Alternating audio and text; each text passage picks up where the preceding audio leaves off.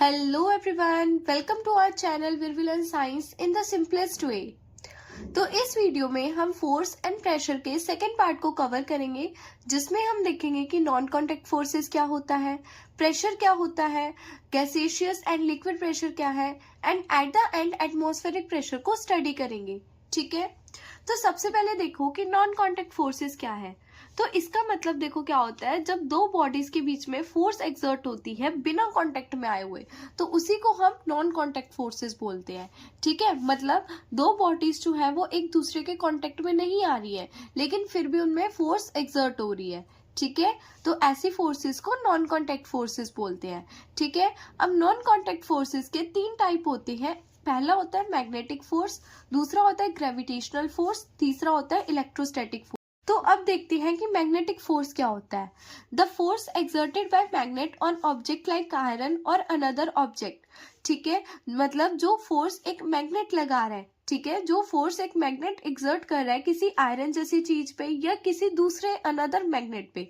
ठीक है, जैसे देखो यहाँ पे मैंने एक मैग्नेट लिया, ठीक है, और मैग्नेट के पास मैंने क्या करी, आयरन की नेल्स रख दी। ठीक है, और जैसे ही मैग्नेट को इन आयरन की नेल्स के पास लेके जाएंगे, तो ये जो आयरन होगी वो मैग्नेट से अट्रैक्ट होंगी। ठीक है, मतलब ये जो आयरन होगा, मतलब ये जो आयरन की नेल्स है, ये मैग्नेट के पास जाएंगी, उससे अट्रैक्ट होंगी। तो इसका मतलब क्या है, यहाँ पे जो मैग्नेट है वो अट्रैक्शन फोर्स को लगा रहा है। ठीक है, यहाँ पे ये दो बॉडीज जो है वो एक दूसरे के कांटेक्ट में नहीं आ रही, लेकिन फिर भी इनमें क्या लग रही है, फोर्स लग रही है। इसीलिए हम इस फोर्स को नॉन कांटेक्ट फोर्स बोलते हैं। ठीक है, इसका एग्जाम्पल भी देखो, मैग्नेट अट्रैक्ट आयरन नेल्स, जैसे कि हमने यहाँ पे देखा। ठीक है, दूसरा है मैग्नेट अट्रैक्ट और repel the other magnet. Magnet जो होता है वो एक दूसरे मैग्नेट को या तो वो अट्रैक्ट करेगा या तो वो रिपेल करेगा। अट्रैक्ट और रिपेल का मतलब क्या है, तो देखो अट्रैक्ट का मतलब है अपनी तरफ खींचना। ठीक है, अपनी तरफ किसी चीज को अट्रैक्ट करना। रिपेल का मतलब है किसी चीज को अपने से दूर भेजना। ठीक है, जैसे देखो मैंने यहाँ पे एक बार मैग्नेट लिया, ठीक है, और दूसरा बार मैग्नेट लिया। बार मैग्नेट क्या होता है, जिसके एंड पे दो पोल्स होते हैं। ठीक है, यहाँ पे साउथ पोल है और यहाँ पे नॉर्थ पोल है। सेम दूसरे मैग्नेट पे यहाँ पे नॉर्थ पोल है, यहाँ पे साउथ पोल है। ठीक है, अब देखो जैसे हमने इन दोनों को साथ में रखा, ठीक है, मतलब इन दोनों को आमने सामने रखा। ठीक है, अब आमने सामने इनके जो पोल्स है बराबर है। ठीक है, बराबर का मतलब जो पोल्स है वो क्या है, सेम है। ठीक है, लाइक पोल्स है। अब यहाँ पे ये जो पोल्स है वो लाइक पोल्स है, इसी वजह से ये जो मैग्नेट हो गए एक दूसरे से दूर जाएंगे, रिपेल होंगे। ठीक है, तो यहाँ पे जो फोर्स लगेगी उस फोर्स को हम बोलेंगे रिपल्शन फोर्स। रिपल्शन फोर्स का मतलब है जो दोनों मैग्नेट है वो एक दूसरे से रिपेल हो रहे हैं, दूर जा रहे हैं। ठीक है, किसकी वजह से, कि यहाँ पे लाइक पोल्स है। ठीक है, अब देखो अगर अनलाइक पोल्स होंगे तो क्या होगा, जैसे यहाँ पे नॉर्थ है और यहाँ पे साउथ है। ठीक है, तो इन मैग्नेट को जब हम सामने रखेंगे तो ये जो मैग्नेट होंगे वो क्या करेंगे, अट्रैक्ट करेंगे एक दूसरे से। तो यहाँ पे कौन सी फोर्स लगेगी, कौन सी मैग्नेटिक फोर्स लगेगी, अट्रैक्शन फोर्स लगेगी। ठीक है, अट्रैक्शन फोर्स का मतलब यहाँ पे अनलाइक पोल्स होने की वजह से ये दोनों मैग्नेट आपस में एक दूसरे से अट्रैक्ट करेंगे। ठीक है, उसके बाद देखो ग्रेविटेशनल फोर्स। ग्रेविटेशनल फोर्स का मतलब है, देखो आप कोई भी चीज ऊपर फेंकते हो, ठीक है, तो वो नीचे गिरती है। तो आप कोई भी चीज ऊपर फेंकते हो वो नीचे ही क्यों गिरती है, वो ऊपर क्यों नहीं जाती रहती, क्योंकि जो अर्थ होता है ना वो भी एक फोर्स लगाता है, जिस फोर्स को बोलते हैं ग्रेविटेशनल फोर्स। ठीक है, the force that pull object toward the earth, मतलब ये वो फोर्स है जो क्या करती है, ऑब्जेक्ट्स को पुल करती है अर्थ की तरफ। ठीक है, जैसे कि एग्जाम्पल में है, a coin is falling down due to gravity. अब आप एक कॉइन को फेंकते हो वो नीचे गिर जाता है ना। जब आप कॉइन को ऊपर उछालते हो तो वो जो कॉइन होगा वो क्या होगा, नीचे गिर जाएगा। ठीक है, मतलब कॉइन पे जो है अर्थ एक फोर्स लगा रहा है जो उसको अपनी तरफ खींच रही है। ठीक है, वाटर फॉल डाउनवर्ड। अब जब आप टैप को ओपन करते हो जो पानी होता है वो नीचे गिरता है। अब पानी नीचे इसलिए गिरता है क्योंकि अर्थ उस पर क्या लगा रहा है, एक फोर्स लगा रहा है। ठीक है, उस ग्रेविटी की वजह से। ठीक है, जिसको हम बोलते हैं ग्रेविटेशनल फोर्स। ठीक है, लास्ट है इलेक्ट्रोस्टैटिक फोर्स। इलेक्ट्रोस्टैटिक फोर्स का मतलब है the force is exerted by a charged object on another charge और अनचार्ज ऑब्जेक्ट। मतलब देखो इलेक्ट्रोस्टैटिक फोर्स जो होती है ना वो चार्जेस की वजह से लगती है। मतलब हमारे पास कोई भी ऑब्जेक्ट है, अगर उस पर चार्ज है, ठीक है, तो वो दूसरे बॉडी पे फोर्स एक्सर्ट करेगा, चाहे वो चार्ज है चाहे वो अनचार्ज नहीं है। ठीक है। जैसे कि देखो हमारे पास दो चार्ज होते हैं, एक पॉजिटिव चार्ज होता है और एक नेगेटिव चार्ज होता है, ठीक है। इसको समझने के लिए एक एक्टिविटी है आपकी बुक में, ठीक है। जैसे कि आप क्या करो, एक स्ट्रॉ लो, ठीक है, जो कि अभी क्या है, अनचार्ज है, ठीक है। और आप उसी के साथ एक दूसरा स्ट्रॉ लो और उसको ना रब करके लो, मतलब किसी पेपर पे या किसी सिल्क के कपड़े पे उसको क्या कर लो, रब कर लो, ठीक है। जब आप उसको रब करोगे तो इस स्ट्रॉ पे क्या आ जाएगा, चार्ज आ जाएगा, ठीक है। अब मान लो यहाँ पे कौन सा चार्ज है, पॉजिटिव वाला चार्ज है, ठीक है। जैसे हमने इस चार्ज वाले स्ट्रॉ को इस अनचार्ज वाले स्ट्रॉ के पास लेके जाएंगे ना, तो ये वाला जो अनचार्ज स्ट्रॉ होगा वो इस चार्ज वाले स्ट्रॉ के अट्रैक्ट होगा, मतलब इससे क्या होगा, अट्रैक्ट होगा, मतलब ये जो स्ट्रॉ है वो इधर जाएगा, ठीक है, इस वाले स्ट्रॉ के पास जाएगा, ठीक है। तो यहाँ पे अट्रैक्शन फोर्स लग रही है, ये जो चार्ज फोर्स है वो इसको अपनी तरफ अट्रैक्ट कर रहा है, ठीक है। दूसरा देखो, अगर ये वाला स्ट्रॉ है इसको भी हमने रब करके रखा, मतलब किसी सिल्क के क्लॉथ पे या किसी पेपर पे इसको भी हमने रब करके रखा, ठीक है। और ये वाला भी जो स्ट्रॉ है वो भी चार्ज है, ठीक है। इस वाले स्ट्रॉ पे मान लो पॉजिटिव चार्ज है, ठीक है, और इस वाले स्ट्रॉ पे मान लो नेगेटिव चार्ज है।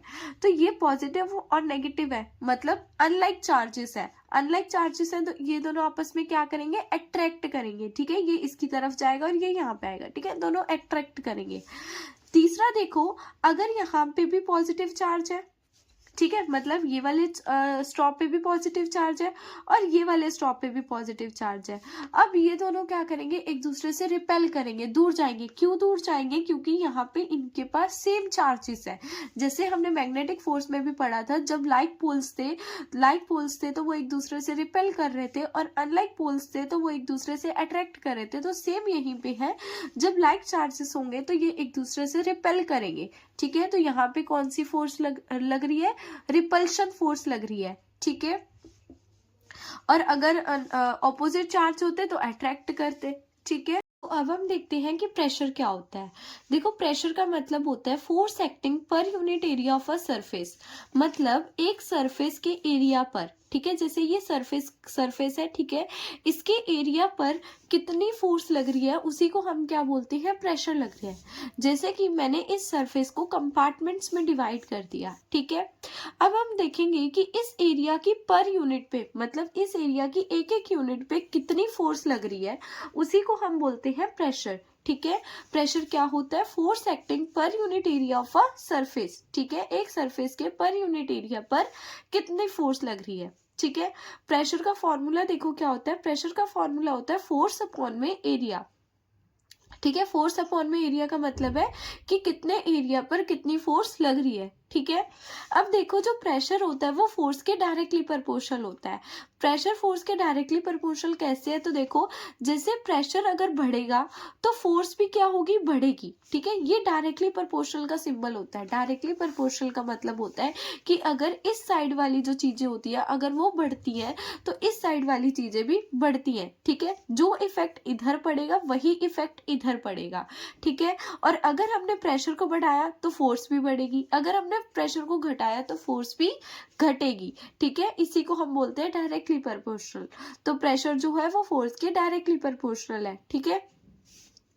और प्रेशर इन्वर्सली प्रोपोर्शनल है किसके, एरिया के, ठीक है। मतलब जितना ज्यादा प्रेशर होगा उतना एरिया कम होगा, ठीक है। और जितना ज्यादा एरिया ज्यादा होगा उतना ही हमारा जो प्रेशर होगा वो कम लगेगा, ठीक है। मतलब अगर हमारे पास बहुत ज्यादा एरिया है, ठीक है, अगर उस पर हम फोर्स लगा रहे हैं तो वहां पे लगने वाला प्रेशर बहुत ज्यादा कम होगा, ठीक है। और अगर हमारे पास बहुत छोटा एरिया है, ठीक है, तो हमारा जो प्रेशर है वो भी वहां पे क्या लगेगा, लो लगेगा, ठीक है। अब देखते हैं सबसे पहला प्रेशर का एग्जांपल, जो कि है स्कूल बैग्स है वाइड स्ट्रैप्स। जो स्कूल बैग की स्ट्रैप्स होती हैं वो वाइड बनाई जाती है। अब स्कूल बैग की स्ट्रैप्स को वाइड क्यों बनाया जाता है, तो वो देखो, जैसे कि आपके स्कूल के बैग में काफी सारी बुक्स होती हैं, काफी सारी नोटबुक्स होती हैं, जिसकी वजह से आपका जो बैग होता है वो भारी होता है और उसी भारी बैग को आप अपने शोल्डर पे कैरी करते हो, ठीक है। जिसकी वजह से वो पूरा का पूरा जो भारी बैग का जो प्रेशर होता है वो आपके शोल्डर्स पे लगता है, ठीक है। अब इसी वजह से स्कूल की बैग्स की जो स्ट्रैप्स होती है उनको वाइडर बनाया जाता है। स्कूल की बैग की स्ट्रैप्स वाइडर होने का मतलब उनका एरिया ज्यादा रखा जाता है, मतलब स्ट्रैप्स का एरिया ज्यादा रखा जाता है। अब स्ट्रैप्स का एरिया हम ज्यादा रखेंगे तो उससे क्या होगा, अगर स्ट्रैप्स का एरिया हम ज्यादा रखेंगे उसकी वजह से जो प्रेशर होगा वहां पे लगने वाला वो कम लगेगा, है ना।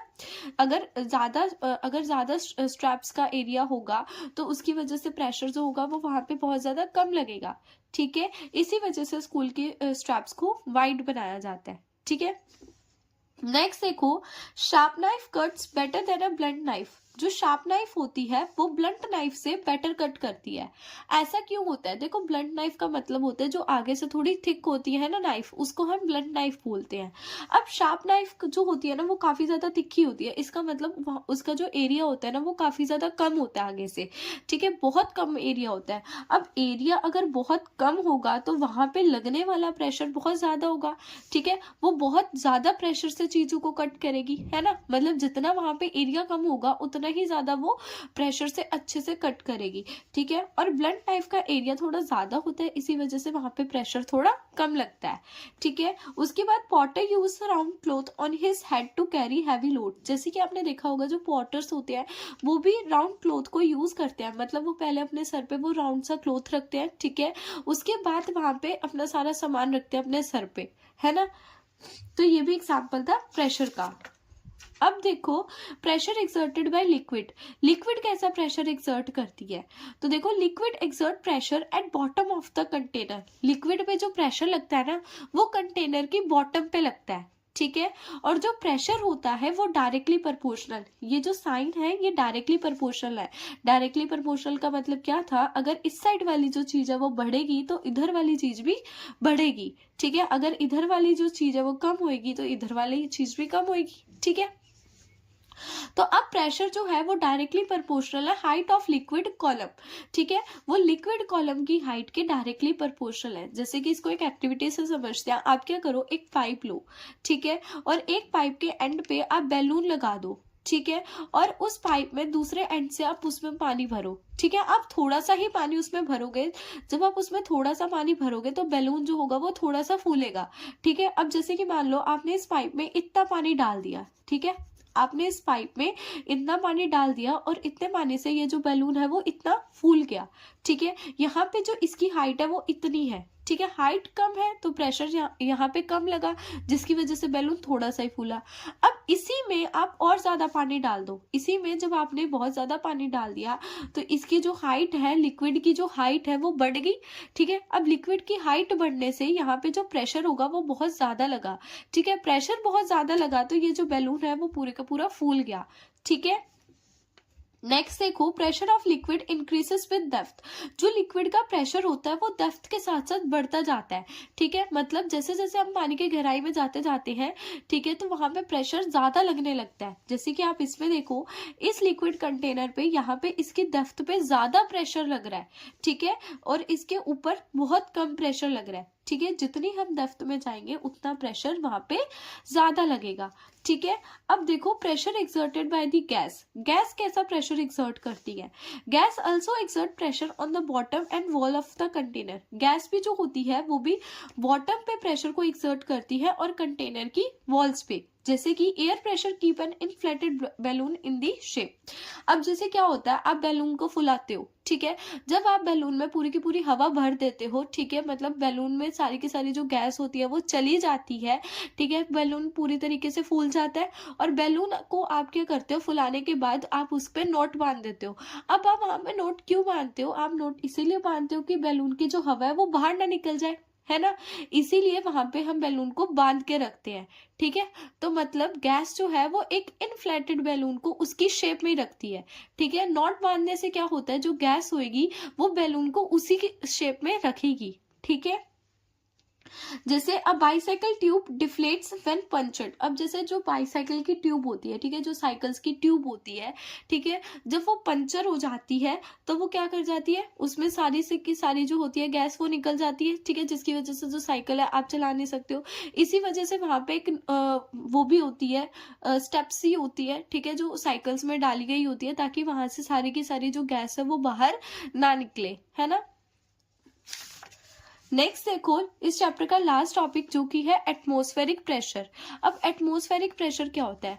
जैसे कि एटमॉस्फेरिक प्रेशर के नाम से समझ में आ रहा है, एटमॉस्फेरिक प्रेशर का मतलब है जो प्रेशर एटमॉस्फेयर लगा रहा है, ठीक है, जो प्रेशर अर्थ पर एटमॉस्फेयर लगा रहा है। जैसे कि देखो ये अर्थ है, ठीक है, और अर्थ के आसपास बहुत सारी क्या होती है, गैसेस होती है। जैसे कि आपको पता ही है हमारे एटमॉस्फेयर में काफी सारी गैसेस होती हैं, ठीक है, और वो गैसेस क्या करती हैं, अर्थ पर प्रेशर एक्सर्ट करती हैं, और उसी प्रेशर को हम बोलते हैं एटमॉस्फेरिक प्रेशर, ठीक है। The pressure exerted by the atmosphere, जो प्रेशर एटमॉस्फेयर एक्सर्ट करता है उसी को हम बोलते हैं एटमॉस्फेयर प्रेशर, ठीक है। अब जैसे देखो हमारे अर्थ की काफी सारी लेयर्स होती है, मतलब एटमॉस्फेयर की काफी सारी लेयर्स होती है, ठीक है। जैसे कि ये लेयर्स बनाई हुई है यहाँ पे, ये एटमॉस्फेयर की लेयर्स है। अब जैसे जैसे जो लेयर कम होती जाती है, ठीक है, जैसे जैसे जो लेयर है वो कम होती जाती है तो प्रेशर जो होता है वो बढ़ता जाता है। जैसे कि हमने लिक्विड वाले केस में देखा था, जैसे जैसे हम लिक्विड की डेप्थ में जाते थे वैसे वैसे प्रेशर वहां पे बढ़ता था। सेम यहाँ पे होगा। ऐसा क्यों होता है? देखो जैसे यहाँ पे 5th लेयर है, 4th लेयर है, 3rd लेयर है, 2nd लेयर है, अब इन सबका जो प्रेशर है वो फर्स्ट वाली लेयर पे ही तो लगेगा, ठीक है। इसी वजह से लेयर्स प्रेशर जो होता है वो सबसे ज्यादा नीचे लगता है, ठीक है। हम देखते हैं एटमॉस्फेरिक प्रेशर का सबसे पहला एग्जांपल जो कि है rise of liquid in dropper. Dropper में लिक्विड को फिल करना, जैसे कि आपने ड्रॉपर देखा होगा, ड्रॉपर का एक ऐसा पाइप होता है और पाइप के ऊपर एक ऐसी रबड़ बनी हुई होती है, ठीक है। जैसे ही आप उस रबड़ को दबाते हो तो सारी की सारी जो लिक्विड है वो इस पाइप में फिल हो जाती है। अब ऐसा क्यों होता है? क्योंकि देखो ये जो ड्रॉपर का पाइप होता है वो एकदम खाली होता है, ठीक है, और लिक्विड से मतलब उसके जो कोई भी कंटेनर में जो लिक्विड होती है वो क्या करती है, प्रेशर को एक्सर्ट करती है, वो एक प्रेशर लगाती है जिसकी वजह से सारा का सारा जो लिक्विड होता है वो इस पाइप में चला जाता है, ठीक है। नेक्स्ट देखो स्ट्रेंथ ऑफ एटमॉस्फेरिक प्रेशर, मतलब एटमॉस्फेरिक प्रेशर कितनी स्ट्रेंथ से लगता है, मतलब एटमॉस्फेरिक प्रेशर जो है वो कितना लगता है, ठीक है। अब देखो मान के चलते हैं कि जो एटमॉस्फेरिक प्रेशर है वो 15x15 के सरफेस पे लग रहा है, ठीक है। 15x15 का मतलब है कोई ऐसा सरफेस जो लेंथ में भी 15 है एंड ब्रेथ में भी 15 है, ठीक है। जस्ट एज्यूम करो आपके हेड के जितना सरफेस, ठीक है।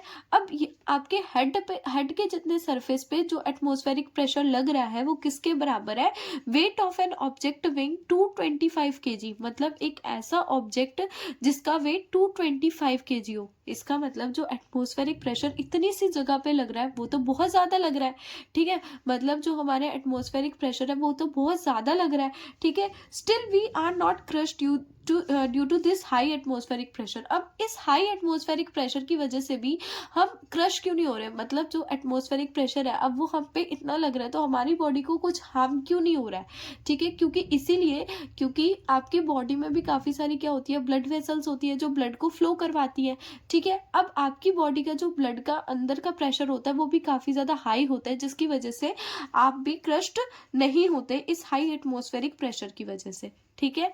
ये आपके चैप्टर का था लास्ट टॉपिक। इसी के साथ जो आपका चैप्टर है वो खत्म होता है, ठीक है।